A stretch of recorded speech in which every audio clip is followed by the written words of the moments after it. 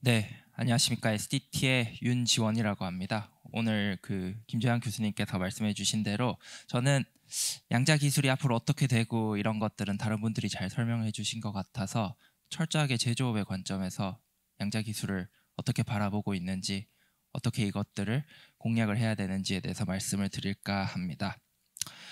네, 그래서 오늘 말씀드리려고 하는 거의 전체적인 스토리 플로우는 아마 대부분 여기 계신 분들이 양자 컴퓨터를 직접 만져보거나 이러지 못하셨을 것 같아서 이걸 만든다는 게 어떤 건지 조금씩 잘 느끼실 수 있게 설명을 드리고요.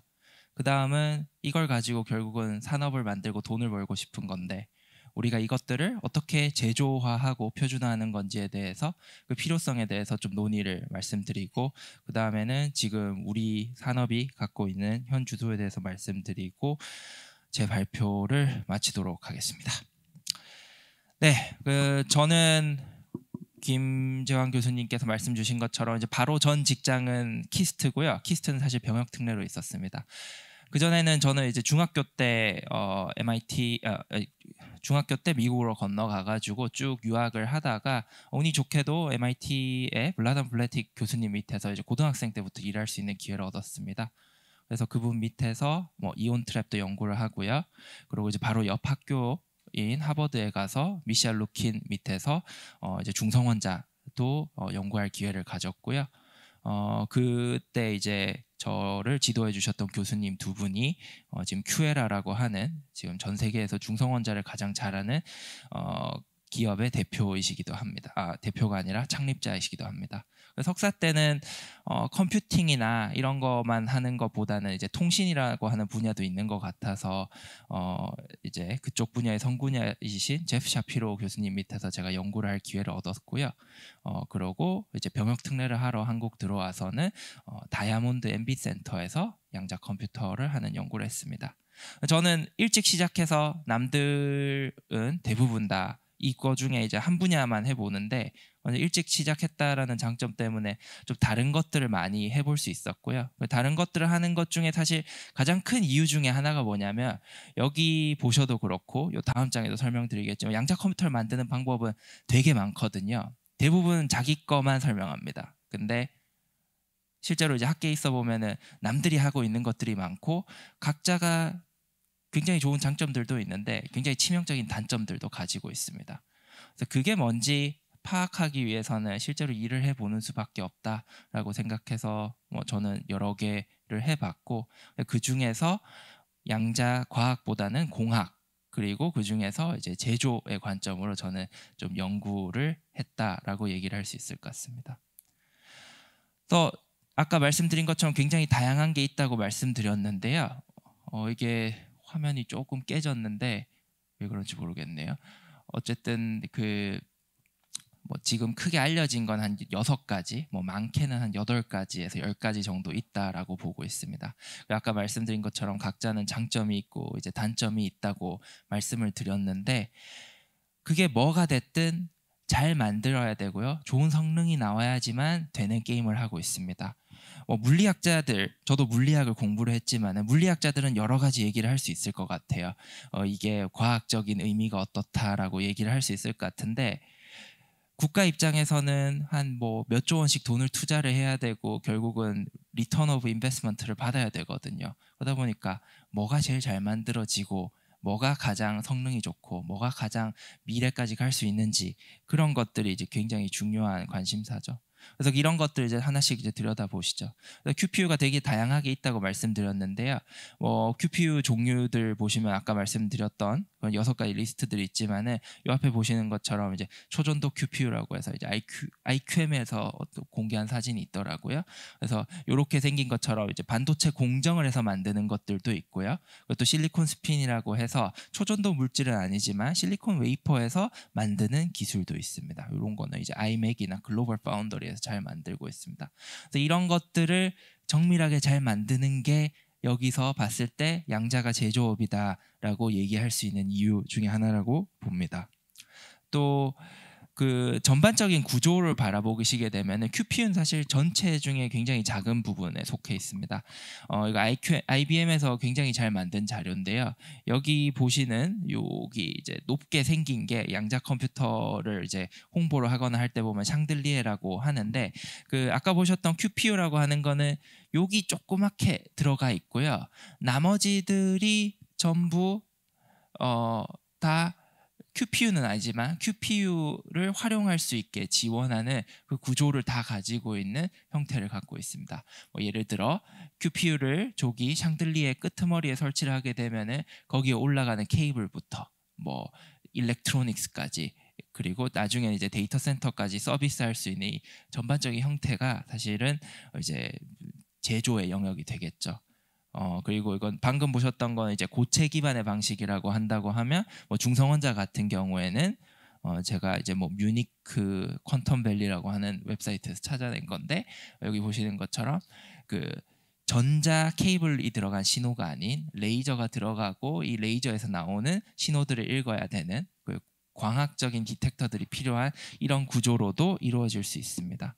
그리고 이런 것들도 하나하나가 부품 제조사가 있고요. 그 부품 제조사가 만들어내는 부품의 성능에 철저하게 리미팅되는 그 컴퓨터의 구조를 가질 수밖에 없습니다. 그래서 뭐 이런 것들을 잘 어셈블하고 만드는 것도 사실 양자 컴퓨터의 영역이죠.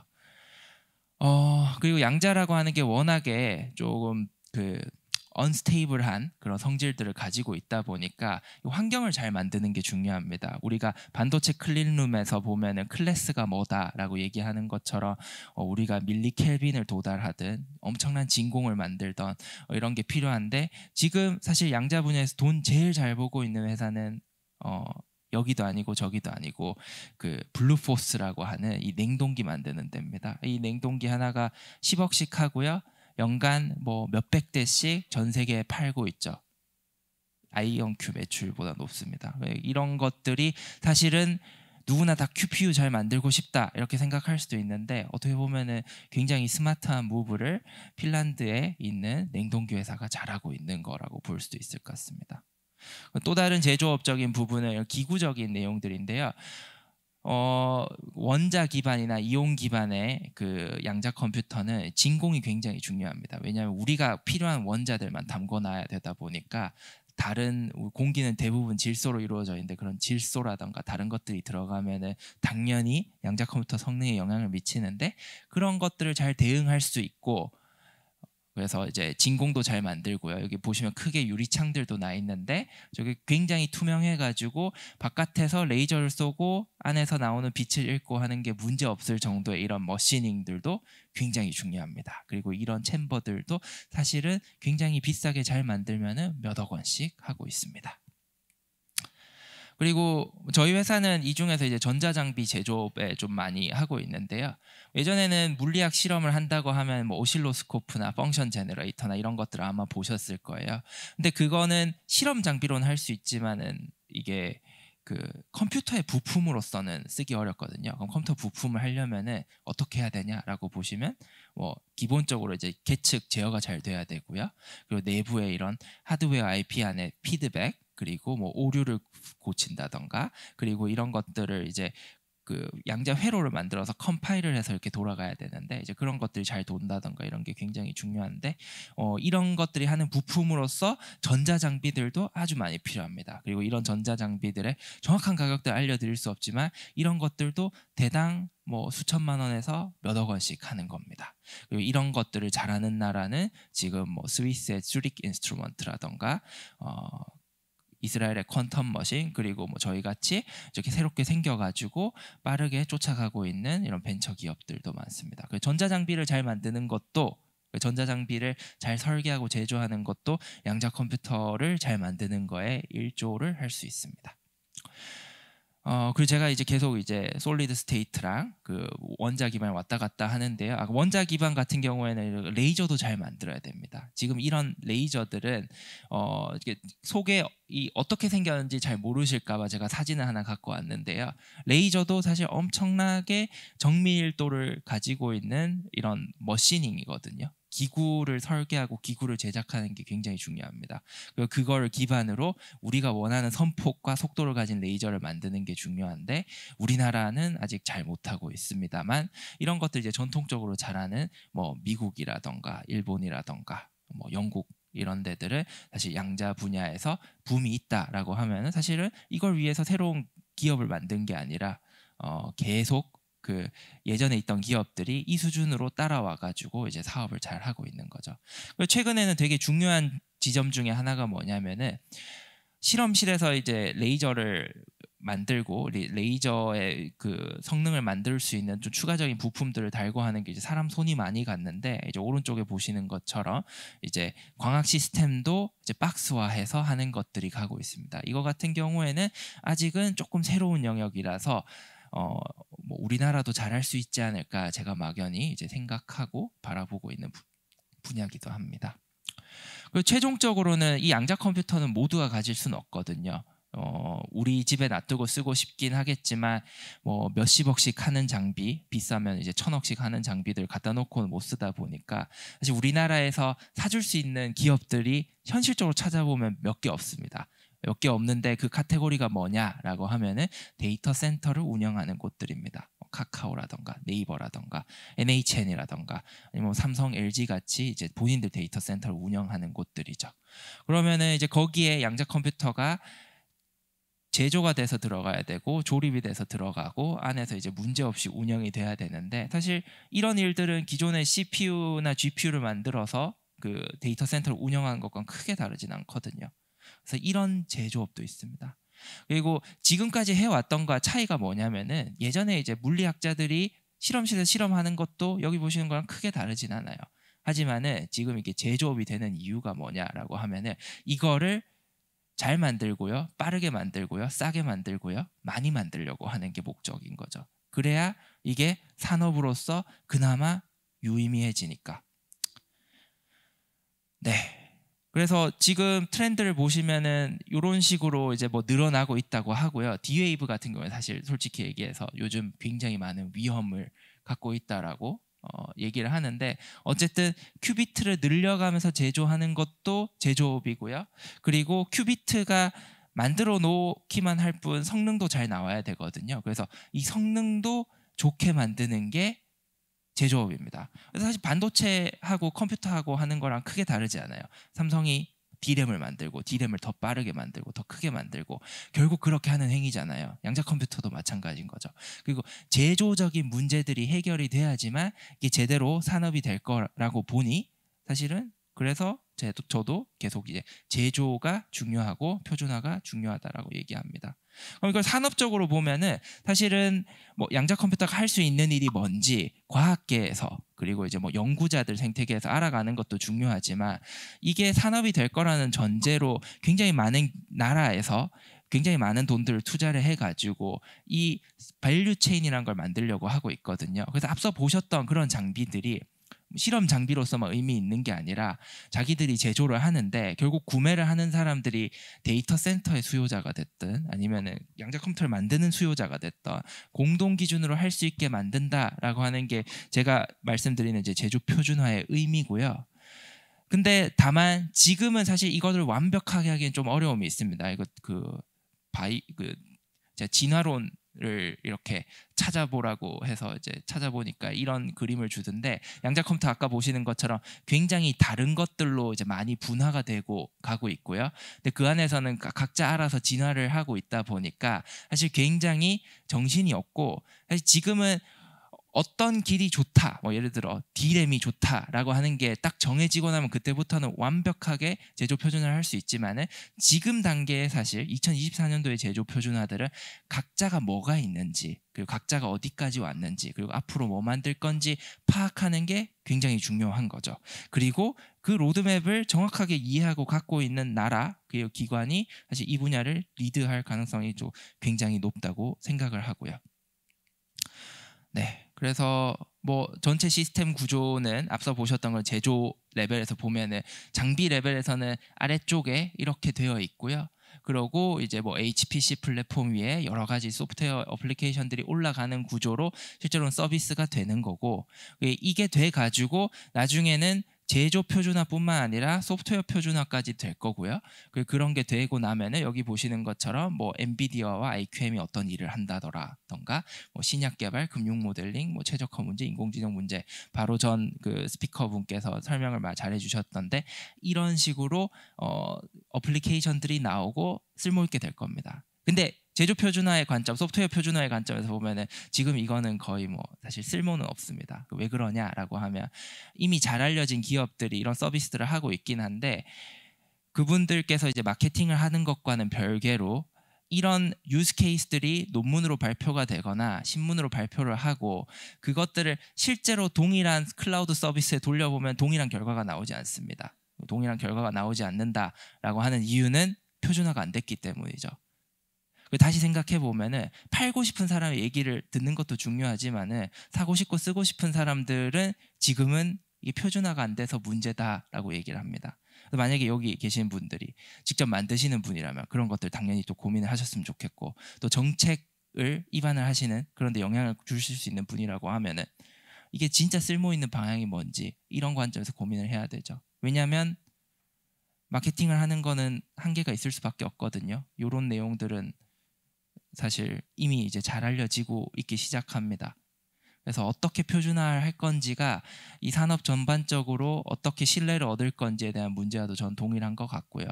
그리고 시장이 커지는 발판이 되는데도 또 필요한 일이라고 전 보고 있습니다. 네, 그래서 대한민국의 상황으로 저는 좀 마무리를 하겠습니다. 대한민국 상황은 사실 플레이어도 많지 않고요. 있는 플레이어도 사실 그렇게 잘하고 있지 못합니다. 굉장히 헐시한 점수를 줬는데 100점 만점에 2.3은 너무 적지 않나라고 생각은 하지만은 네, 뭐 꼴등이나 뒤에서 1등이나 뭐 별 차이 없으니 뭐 이렇게 받아들입니다. 그래서 솔직히 말씀드리면은 조금 무서울 정도입니다. 왜냐하면 다른 나라는 열심히 투자를 하고 있거든요. 그래서 대한민국이 가져야 되는 지금 시선은 뭐냐라고 하면 양자 컴퓨터 좋은 거는 다 알겠는데 거기서 사실 반도체의 가치사슬을 제가 그려놨는데요. 그 반도체에서처럼 우리나라가 뭔 역할을 하고 있지 않으면은 안 되거든요. 반도체 우리나라는 뭐 인텔도 없고 엔비디아도 없습니다만 그래도 하이닉스 있고 삼성전자가 있으니까 여기 보시는 저런 회사들이 있으니까 그래도 반도체에서 인류 국가로만 인식받는 게 아니라 글로벌 인류 국가로 인식되는 거거든요. 근데 역으로 얘기하면은 나중에 여기 보시면은 양자 컴퓨터의 밸류 체인이라고 이렇게 만들어 놨는데요. 여기서 대한민국이 하고 있는 역할이 없어요. 그리고 앞으로도 쭉 없을 거다라고 하면은 물리학을 연구를 하고 이런 걸 만드는 사람으로서는 우리나라가 뭘 어떤 역할을 하든 이게 잘 되면 좋겠다고 생각할 수 있지만은 요즘 이제 대한민국의 이런 기금을 기반으로 한 투자를 받고 회사를 운영하는 사람 입장에서 보면은 여기서 대한민국의 이름이 들어가 있지 않으면은 양자 산업은 전 세계적으로 망해버리는 게 낫겠다라고 생각이 들 정도라더라고요. 왜냐하면 반도체 밸류 체인에서 뭔가 역할을 하는 국가만이 잘 사는 국가가 됐잖아요. 근데 이 다음은 분명히 똑같이 양자에서 따라올 거거든요. 그러다 보니까 그런 관점으로 이런 것들을 좀 투자를 하고 표준화도 하고요. 국가적으로 아직 우리나라가 뭐 100점 중에 2.3점이든 그걸 떠나서 어쨌든 뭐 60점이라도 해야 되니까 뭐 언젠간 80점도 해야 되니까 이런 것들을 잘 들여다보고 저희와 같이 고민을 하면 좋지 않을까 생각을 합니다. 그래서 저희 회사는 되게 단순합니다. 잘할 수 있는 것과 잘 못하는 것들 정해놨고요. 제가 제조를 얘기하는 것도 우리나라에서 IP를 잘하는 건 사실 굉장히 힘들 거다고 생각을 하고 있습니다. 단순하게 돈의 규모, 인력의 규모만 보더라도 투자를 미국 대비 10분의 1인지도 잘 모르겠거든요. 그거보다 많이 모자랄 수 있습니다. 그런 인프라에서는 좋은 IP가 나오기는 사실 되게 힘듭니다. 제가 물리학 공부를 하면서 그리고 물리학 랩에서 이런저런 걸 다니면서 굉장히 뼈저리게 느꼈던 거는 물리학은 머리로 하는 게 분명히 한데 그것도 돈으로 하는 거다라는 거거든요. 근데 우리나라는 뭘 잘할 수 있냐라고 하면은 우리가 발명은 하진 않더라도 패스트 팔로워 전략으로 잘 따라갈 수 있거든요. 근데 그 패스트 팔로워를 QPU 만드는 걸로 따라가자라는 게 아니죠. 그 반도체 분야에서 우리나라가 역할을 했던 것처럼 QPU가 아니더라도 아까 말씀드렸잖아요. 지금 양자 분야에서 돈 제일 많이 벌고 있는 회사가 어딘지.